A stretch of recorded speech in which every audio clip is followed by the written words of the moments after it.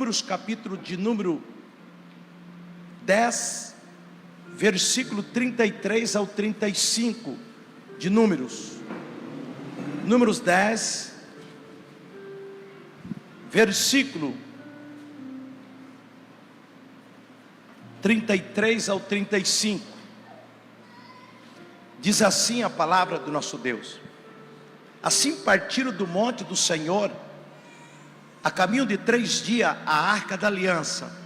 Põe na sua cabeça, a arca da aliança. O Senhor caminhou diante deles, caminho de 3 dias, para buscar o lugar de descanso. Partiram do monte do Senhor, e Deus foi na frente deles, durante 3 dias, porque Deus queria levar aquele povo para um lugar de descanso. Põe na sua cabeça, Deus vai na nossa frente sempre, para nos levar para o lugar de descanso. Então Deus quer dar paz no meu coração, Jesus quer dar paz no teu coração. 34. A nuvem do Senhor ia sobre eles de dia, quando partiu do arraial. Olha só, o 35. Acontecia que, partindo a arca de Moisés, Moisés dizia, acontecia que, partindo a arca, Moisés dizia: levanta-te, Senhor,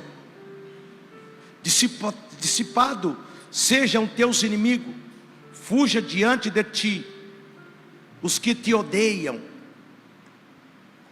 A arca do Senhor sempre ia na frente. A arca do Senhor hoje simboliza a palavra do nosso Deus. A arca do Senhor hoje simboliza na nossa vida a direção que nós encontramos na Bíblia. Então sempre a arca do Senhor estava na frente do povo de Israel, para que eles pudessem ter vitória. Se eu e se você quiser ter vitória na sua vida, nós temos que colocar sempre a arca de Deus na nossa frente. O que é a arca de Deus? A palavra de Deus.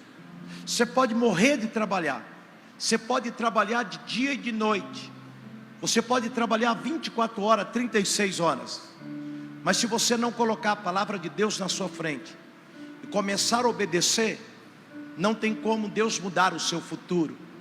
Por que eu estou pregando isso hoje? Hoje é o primeiro Santa Ceia de 2025. Então nós temos toda a Santa Ceia, temos 11 Santa Ceia para frente. Toda a Santa Ceia, quando nós chegarmos aqui, nós vamos relembrar a aliança que Deus tem conosco. Deus tem uma aliança com cada um de vocês. Deus tem uma aliança comigo. Todas aquelas pessoas que se levantam contra mim, se levantam contra essa igreja, se levantam contra a tua vida, ele se levanta contra o próprio Deus, ele compra a briga com o próprio Deus. A nuvem quer dizer a proteção de Deus. Todos os dias a proteção de Deus vai estar sobre cada um de vocês, todos os dias. Todos os dias. Coloca isso no seu coração. Dissipado seria todo teus inimigos. Deus está dizendo que nós poderemos ter inimigo, enfermidade, doença, problema financeiro, problema emocional, podemos ter na nossa vida, mas Deus vai derrotar todos eles no tempo de Deus. Não desanime em nenhum momento. Não desanime em nenhum momento. Seja forte, seja corajoso. Saiba que Deus tem uma aliança com você. Aliança quer dizer casamento. Casamento não se quebra. Eu dizia e relembro hoje, aliança é marcado como comprometimento. Nunca esqueça essa palavra. Você tem um comprometimento. Quando você olha na mão de uma pessoa casada, você vê uma aliança. Quando você vê essa aliança, você vê que essa pessoa tem um compromisso, tem um comprometimento. Ela é comprometida com alguém, ela tem dono. Então você tem dono, a tua esposa tem dono, o teu marido tem dono, você como filho tem dono, essa igreja tem dono.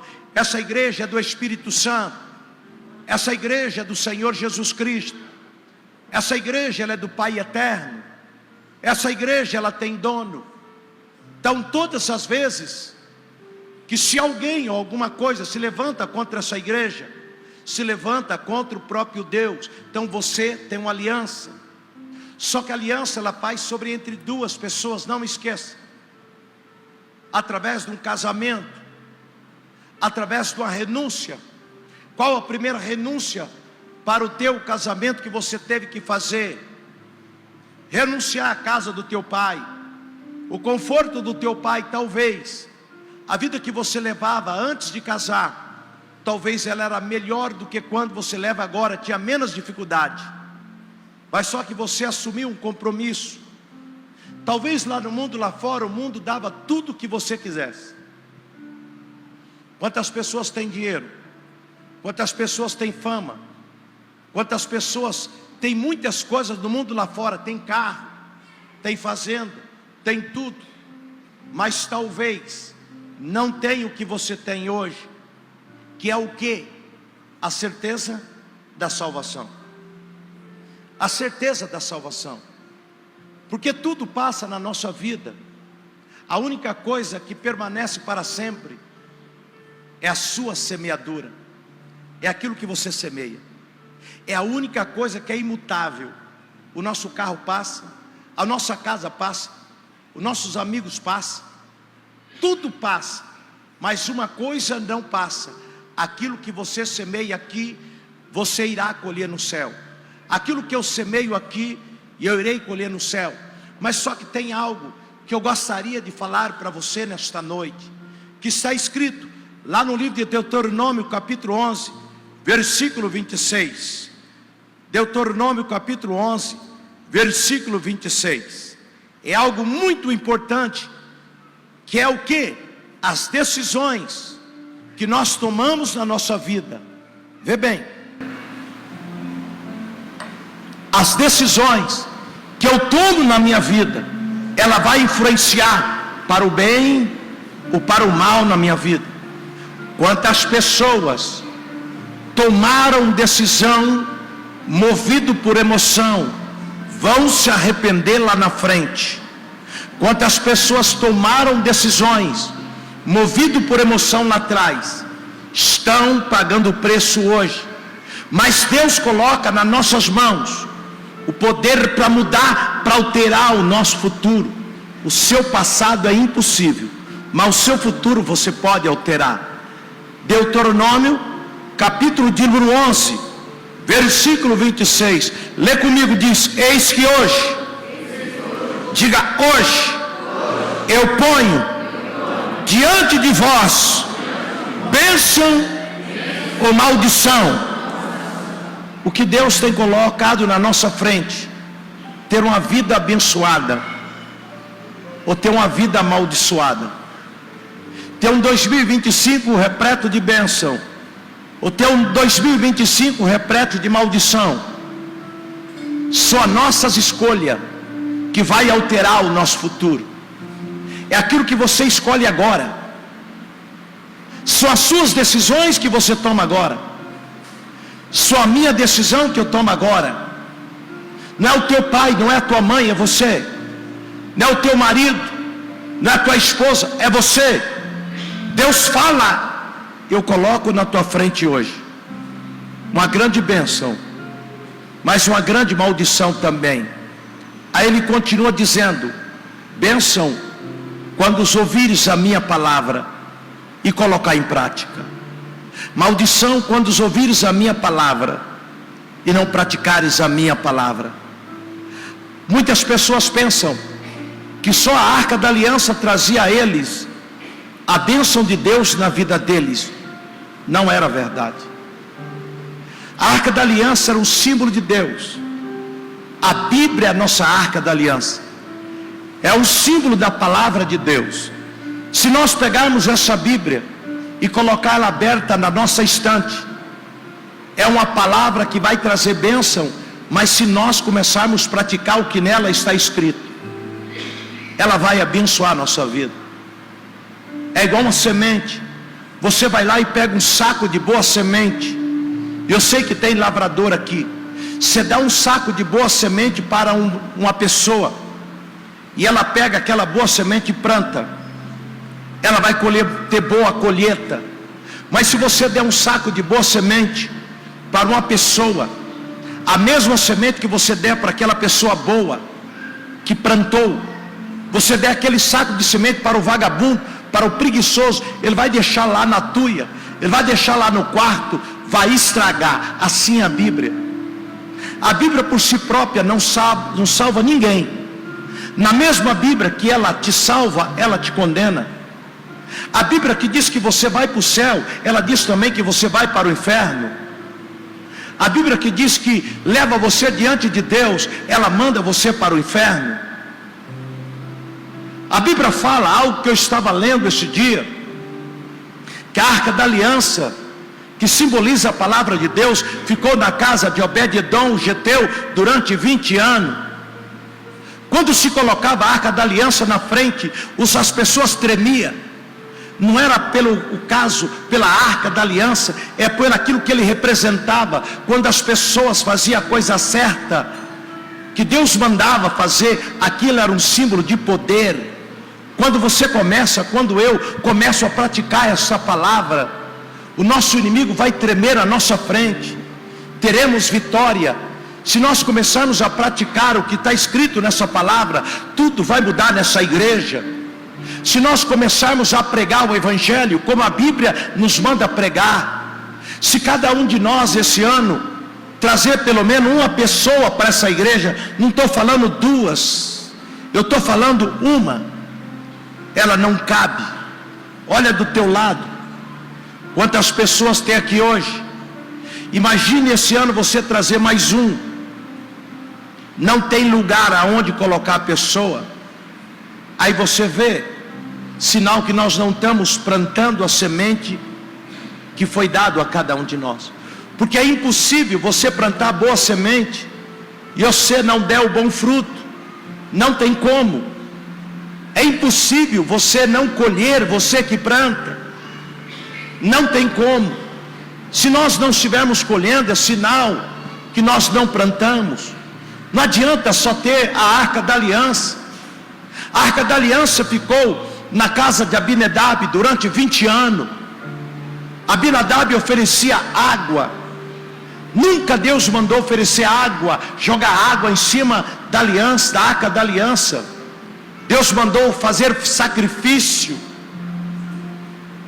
Aí a Arca da Aliança foi para a casa de Obed-edom, o geteu, durante 3 meses.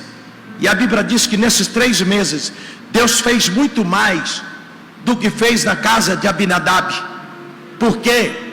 Porque Abinadab mudou as suas atitudes. Obed-edom mudou as suas atitudes. Obed-edom fez o contrário do que Abinadab fez. Quando eu começo a fazer ao contrário daqueles que não fazem nada, Deus retribui tudo aquilo que eu faço para Ele. Você quer ter 2025 abençoado? Comece a fazer aquilo que o outro não fez. Comece a mudar as suas atitudes. Comece a orar, a Bíblia manda nós orar. Comece a meditar na palavra de Deus. Comece a ganhar pessoas para Cristo. Você sabe o que acontece, irmão? Desculpe a franqueza. Quando é para nós mesmos, nós fazemos muito. Quantas pessoas levantam de madrugada para trabalhar? Quantas pessoas ficam 12 horas, 8 horas de pé trabalhando? Quantas pessoas correm de um lado para o outro, mas não fica 1 hora de pé adorando ao nosso Deus? Não perde meia hora durante o dia para sentar para ouvir Deus falar. Você sabe quem vai prosperar nos teus caminhos? Se chama Jesus. Nós falamos no Espírito Santo. Estou falando de alma e de coração, que mal nós conhecemos. E o Espírito Santo, ele é o selo da igreja. O Espírito Santo é a única pessoa que fica permanente com a igreja. E eu pergunto para você, quem ele é? Se você conseguir falar 3, 4, 5 qualidades dele, é muito. O Espírito Santo, ele quer conduzir a cada um de nós, obedecermos a palavra do nosso Deus, a colocar em prática aquilo que nós ensinamos para os outros. Paulo fala: subjugo a minha vida na servidão. que eu ensinando aos outros, eu tomo cuidado para que eu não venha falhar naquilo que eu estou ensinando. É tipo eu falar para você, irmão, você tem que dar o dízimo, e nunca você veio eu dizimar. Falar, irmão, você tem que ofertar, e você nunca veio ofertar. É tipo eu falar para você, irmão, você tem que orar, e você nunca veio eu num lugar orando ao meu Deus. A Arca da Aliança apenas na nossa casa, a Bíblia apenas na nossa casa, não muda a nossa vida. Mas quando eu começo a praticar, quando eu começo a colocar em prática tudo aquilo que está escrito nessa palavra, são as minhas decisões. Eu quero dizer em nome de Jesus, pelo amor de nosso Deus, toma a decisão certa nesse mundo. Toma a decisão certa. Deus vai mudar a sua vida, Deus quer mudar a sua vida. Deus é Pai. A própria palavra do nosso Deus diz que Pai, que o filho pedir pão, ele vai dar pedra, que pedir peixe, ele vai dar serpente para ele comer, escorpião. Se vós, sendo mal de natureza, sabe dar boas coisas ao vosso filho, quanto mais o Pai Celestial não vai dar para cada um de nós aquilo que nós pedimos. O problema é que nós temos que mudar a nossa atitude. Falar para as outras pessoas é a coisa mais fácil. Você precisa amar sua esposa, viu, irmão? Aí você me pergunta, pastor, você ama? Eu falo, Marcelo, você precisa trabalhar mais para Jesus. Aí você pergunta para mim, pastor, o senhor trabalha? Eu digo, Marcelo, você precisa evangelizar. Você diz, pastor, quantas pessoas o senhor evangelizou hoje mesmo? É isso que é o difícil. Mas quando eu começo a fazer primeiro, eu atraio as bênçãos de Deus que estão escritas nessa Bíblia sobre a minha vida. Deus nunca vai te forçar você a fazer nada. Ele vai te dar opção. Ele vai dar opção para mim. A nossa igreja hoje, ela é o resultado de cada um de nós. O retrato dessa igreja aqui somos nós. Porque a igreja não é quatro paredes. A igreja são pessoas. A igreja são gente. Quando alguém fala da minha igreja, ela está falando de você. Quando alguém fala bem da minha igreja, ela está falando de você. Porque essa igreja sem você, ela não é nada. Se eu tirar vocês daqui, tirar esses bancos, colocar aqui uma discoteca, ela vai se tornar um salão de baile. Jesus só estará aqui se você estiver. Cristo vai estar aqui na medida que nós clamamos a Ele. Quanto mais nós clamarmos a Ele, mais Ele estará conosco. Por isso precisa, a igreja ela é viva. A igreja ela tem corpo, ela tem alma, ela tem espírito. A igreja ela pensa, ela tem atitude, ela tem boca. A igreja ela pensa, a igreja ela vê. São as nossas atitudes que vai fazer a nossa igreja chegar aonde nós queremos que chegamos. Mas Deus só coloca algo na nossa frente muito importante. Você vai tomar a Santa Ceia hoje. Mas primeira coisa, aplica o seu coração no seu caminho. Pergunte para Deus e para você mesmo, o que eu preciso mudar. A Bíblia diz aqui em São Mateus, capítulo 7. Capítulo 7. São Mateus, capítulo 7. Versículo de número 13 e 14. Mateus 7, 13 e 14.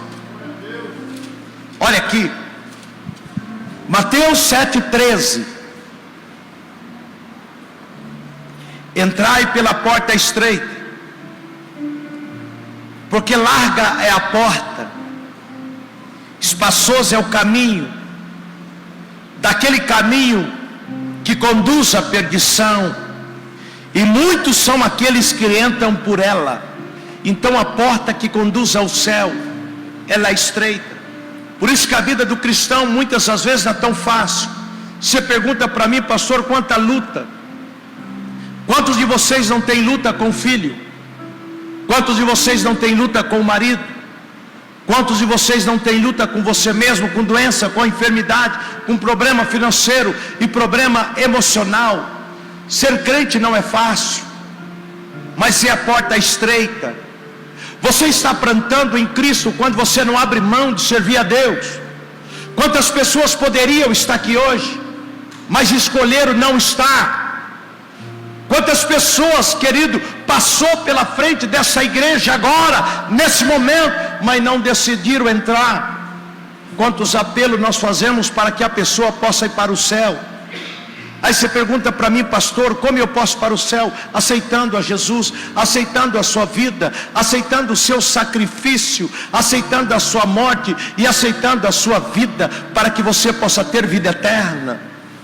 Mas a Bíblia diz, pelos seus caminhos, pelas suas pisaduras, eu fui sarado. Deus precisa de tempo, dê tempo para Deus. A igreja não é uma varinha de condão. Dê tempo para Deus trabalhar na sua vida. Dê tempo para Deus. É igual um lavrador, ele planta, mas muitas vezes quando ele planta não dá preço, ele guarda, ou talvez ele perde, mas ele não desiste de plantar. O ano que vem ele acredita que ele vai colher, ele continua perseverando. É isso que Deus ensina na sua palavra, não desista. Talvez o ano passado você não teve vitória, aí ele começa a pensar: o que eu fiz de errado? Aí eu deixei de colocar calcário, eu deixei de colocar adubo, eu vou corrigir o solo, e eu deixei de plantar a boa semente. Ele vai lá e coloca calcário, ele coloca adubo, ele pega uma semente melhor e ele começa a plantar, ele dedica mais, aí ele tem resultado melhor. Tenha resultado melhor, irmão. Você não precisa ir para o céu sofrendo. Você não precisa ir para o céu dizendo: Senhor, graças a Deus eu cheguei, porque se o Senhor demora mais meia hora, eu tinha ido para o inferno. Mas chega no céu cantando. É o cuidado que você vai ter com a tua vida que vai dizer como você vai chegar lá. Eu fui fazer o exame esses dias, periódico, do meu coração, de ver como estava a minha pressão. Muitas das vezes nós temos que fazer isso na nossa vida espiritual, analisar a nossa vida espiritual. Assim como nós fazemos exame do nosso corpo físico, nós temos que fazer da nossa vida espiritual. Aí o médico falou para mim: pastor, o que você faz de atividade? Eu digo: eu não faço nada por enquanto. Eu fazia. Ele diz: volta a fazer urgente, porque tem pessoas que vai chegar aqui com 80 anos rastejando, com andadorzinho tremendo e rastejando. E tem pessoas que vai chegar aqui com seus 75, 80 anos, firme, caminhando e dizendo: tudo bem, doutor? Tranquilo? Como é que está, doutor? E ele olhou para mim e diz assim: como é que você quer chegar? Tem pessoas que vai chegar no céu rastejando, vai chegar rastejando, dizendo: Deus, não aguento mais, aquele mundo era um inferno, aquele mundo era terrível, Pai.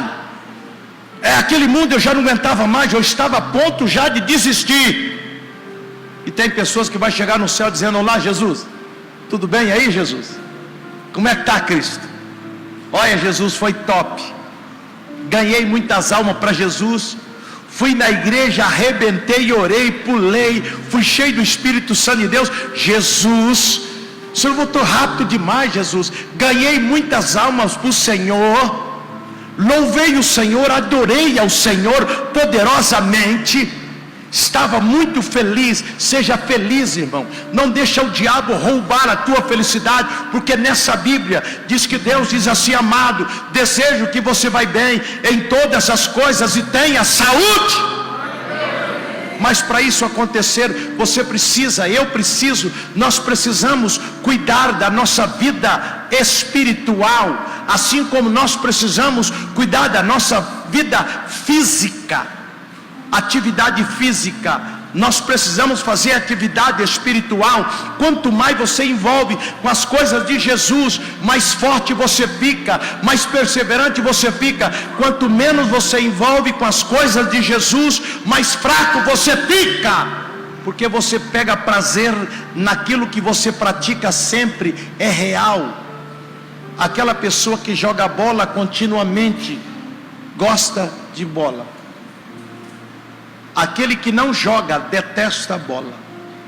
Aquele que faz caminhada gosta de caminhar. Aquele que não caminha odeia caminhar. Aquele que vai para a academia fazer atividade física, começa nos primeiros dias, não é fácil, irmão, dói o corpo, cria aquela dor tremendo, mas com o passar de tempo você passa a gostar e vai fazer um bem para a tua família. Na nossa vida espiritual é a mesma coisa. Orar não é gostoso. Irmão, eu estava hoje 6 horas da manhã aqui com um grupo grande de diácono orando aqui dentro dessa igreja. Não é fácil orar, mas passa um tempo, você luta para não acabar. Como passa a ser gostoso. Você está entendendo? Ler Bíblia não é fácil no início. Já estou na 14ª vez lendo a Bíblia, estou em Gênesis. Ler a Bíblia todo dia não é fácil. Ler um bom livro todo dia não é fácil. Mas depois que você passa a ler, você pega gosto, trabalha na obra de Deus. Mexer com a lavoura não é fácil, mas depois que você começa a mexer com a terra, porque você é terra, Deus escolheu você para cuidar da terra. Deus é lavrador. Porque quem plantou as primeiras coisas na terra foi Deus.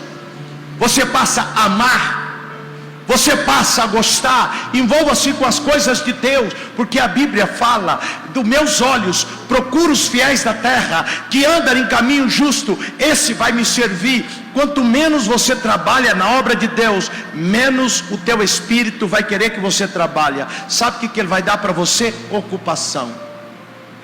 Aí você fala: não posso evangelizar porque eu estou ocupado, não posso trabalhar na obra porque eu estou ocupado, não posso pregar o evangelho porque eu estou ocupado, eu vou fazer da minha forma. Deus não quer que você faça da sua forma, não, irmão. Se Ele quisesse, Ele não tinha escrito um manual, Ele não tinha escrito a Bíblia, Ele não tinha dado os 10 mandamentos, Ele tinha colocado Adão e Eva no jardim do Éden e falado assim: você faz do jeito que você achar que é certo.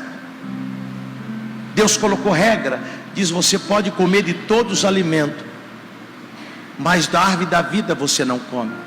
Nesta casa tem regra. Você é pai, você chega para os teus filhos e fala assim: filho, aqui você chega a hora que você quiser, come a hora que quiser, dorme a hora que quiser, faz tudo que você acha ser certo ou não. Você faz isso na tua casa? Não. Mas na obra de Deus também existe regra, porque Deus sabe o que é o maior, o que é o melhor. Deus sabe o que vai dar certo na nossa vida, porque Deus conhece o ontem, Ele conhece o hoje, Ele conhece o amanhã. E Ele sabe, querido, quanto mais nós obedecemos os seus mandamentos, quanto mais nós colocamos em prática a sua palavra, mais abençoado nós somos. Se as coisas não têm dado certo, muda a semente. Começa a mudar a semente.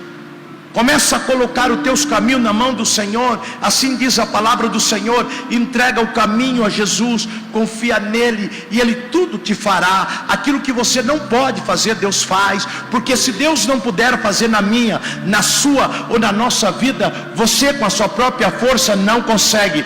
Tudo o seu sucesso e o seu fracasso está nesta palavra. O meu sucesso está aqui, o meu fracasso também está aqui. A porta do céu está na Bíblia, mas a porta do inferno também está escrito nela.